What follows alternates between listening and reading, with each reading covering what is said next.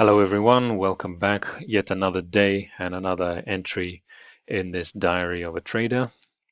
Today I'll talk about swing trading in Forex, a very popular aspect, very popular style, and it's a longer term trading style. What are we going to cover today? Well, we're going to talk about what swing trading is and how you can use it to your advantage if that is your style. So swing trading, the short of it is it's a medium to long-term outlook. Some people do day trading, they do small time frames, they focus on being in and out of the market within a day, or it's also known as scalping. However, swing trading is longer term. It looks at a bigger picture, and therefore it takes longer to complete and also longer to find those setups. What it does is identifies a likely trend, and it identifies those price swings within the market, and a swing trader would hold the trade and ride that wave through the market. And typically swing trade can last between a couple of days to several weeks, depending of course on how quickly the market moves and how much volatility there is. And as we just said, requires more patience to execute and also to complete, because you are dealing with longer term, and each candle, each bar that's printed on the chart takes longer.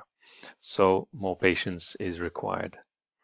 Okay, let's look at swing trading on a chart, more practical way, and see how we can use swing trading. Okay, so in today's example, I'm going to use the Swiss yen chart on the daily time frame. Typically, swing trading is from 4 hours up. Today, we'll use the daily, and that means that each one of these candles is a day. It takes a day to print, and therefore you may check this chart, you may check the setup once a day, since we only have one candle per day. At a very maximum, perhaps a couple of times a week. So what do we have here? We can see that we have created here a new high. We can see that the market is intending on going higher. We can anticipate that since that is the case, then we will expect the market to move in its intended direction, as we can see here, in swings. So once this swing completes, we're going to have another one and then another one, as that is usually how the market moves. It doesn't, most of the time, does not go straight up or straight down. It moves in steps. So sometimes we say the market moves in steps. It doesn't take the elevator. Okay, so what do we do in swing trading? We wait for a swing. So here we have these small swings here, and now we wait for the next one to complete and before we place the buy. So we can see here that we wait for this swing to complete and we wait for the market to continue in its intended direction. And once we've seen that, then we can place our trade with an expectation that the market will continue higher. And the swing will be confirmed once it has broken the previous high. So we expect that to happen since we are trading in the upward direction. We're buying. And as that happens, we can now expect another swing to form. So in this case, we are already in this trade, but if we weren't, we would expect another swing to form on this time frame. And at the moment, the market has continued to go up. And now we have another swing here that we can see. This would be counted as another swing, which in this case failed. Now, we have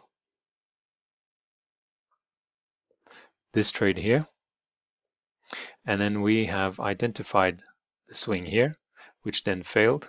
However, we could see the market is also in a range. And since we still expect the market to create a new high,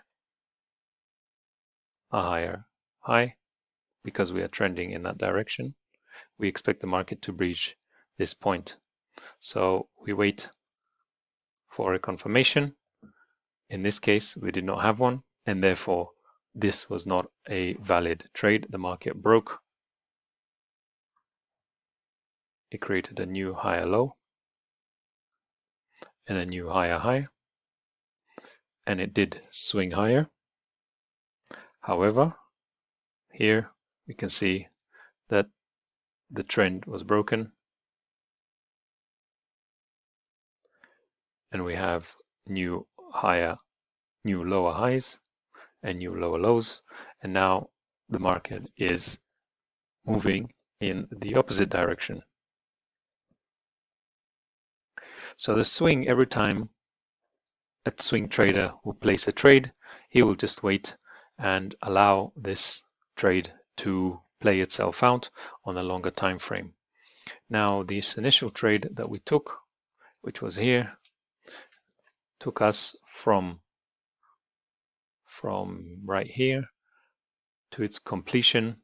Approximately, if we measure that time frame, we measure that time that it took to play out was approximately 43 days, 42 days or so to its completion. So that is over a month. So as you can see, swing trading takes time to develop. However, it has the same validity as shorter time frame trades, but it just requires more patience and more time to complete. And then when the market does reverse, then that is when the swing trade will no longer be valid. And one last point to note, although it may seem obvious, is that we ideally would like to take the first swing in the trend, which would be here at an obvious trend, or in the opposite direction right at the bottom. So we want the most expensive price if we're going down, if we're selling, and the cheapest price if we are buying.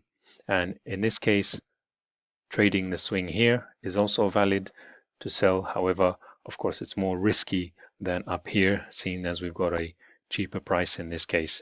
So we shouldn't expect a very big profit to come out of it. And catching those key moments is the key to profitability, because we want a higher risk to reward ratio. Okay, so thank you for watching. Thanks for tuning in again. And final tip, as always, be patient. This is a larger time frame. It does take more time to play out, and always trade what you see. Don't anticipate and don't assume that something will happen. Don't trade what you think will happen. Just trade what you see. And here's to your success and happy trading, and see you on the next diary entry in this series. Thank you.